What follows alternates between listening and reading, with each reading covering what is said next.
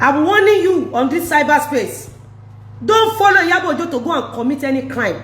She does not know anybody, and no politician will stand for you if you commit any crime. Know that and know peace.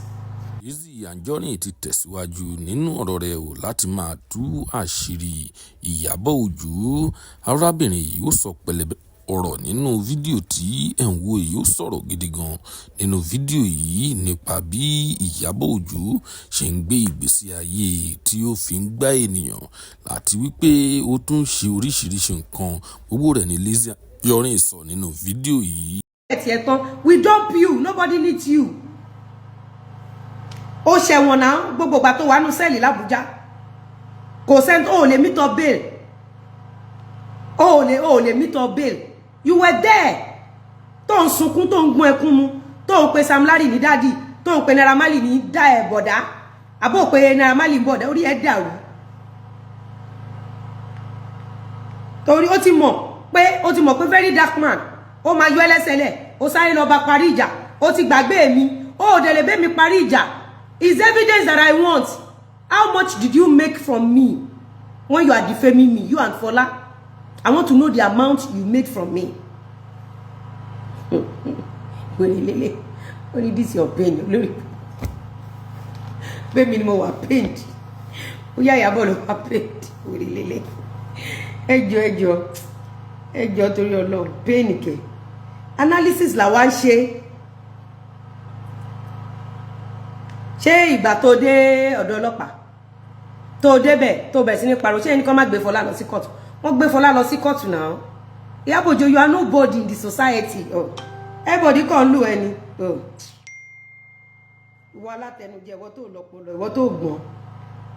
And as a youth, it's better you know what you are doing in life. Don't end up like Iyabo Ojo.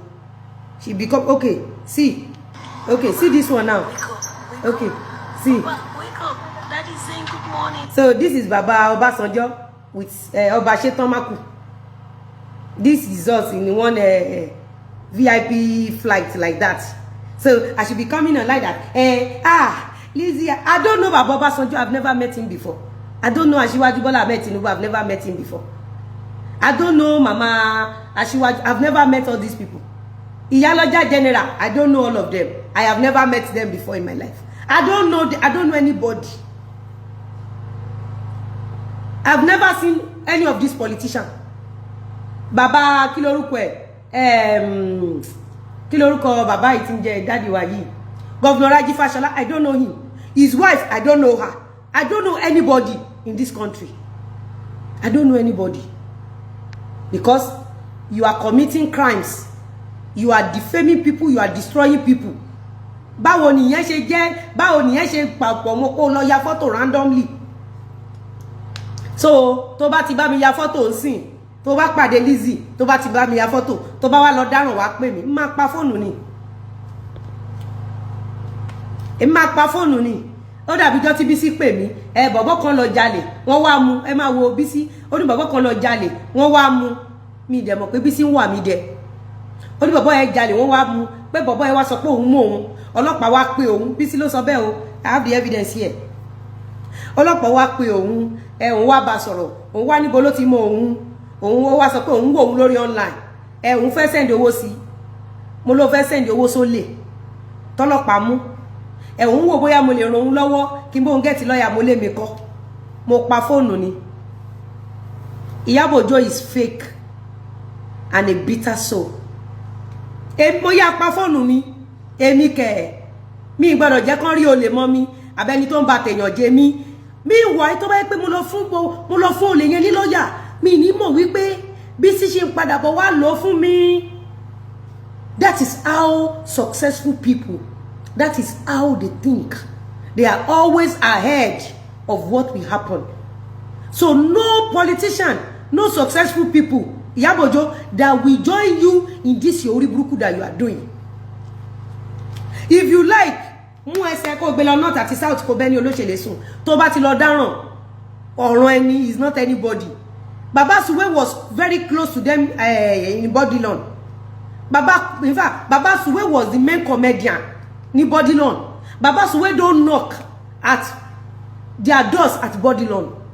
Baba's way was like this at Bodilon. When issue of cocaine happened, they closed the gate. They closed that goddamn gate. Baba's way faced it alone until he died. He didn't get justice. Nobody has Baba's way's contact in history of film industry. I'm telling you, nobody has Baba's way's contact. It's better you youth, you know what you are doing. Don't let Iyabo Ojo push you to go and commit crimes thinking someone is there for you. I have called some people this morning. I have made some contacts. I've talked to some contacts. The same thing everybody was saying, Tani.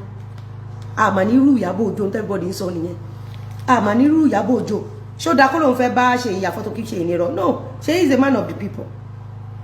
She can if Davido and you see how politicians, you see how they rolls, but everybody no money.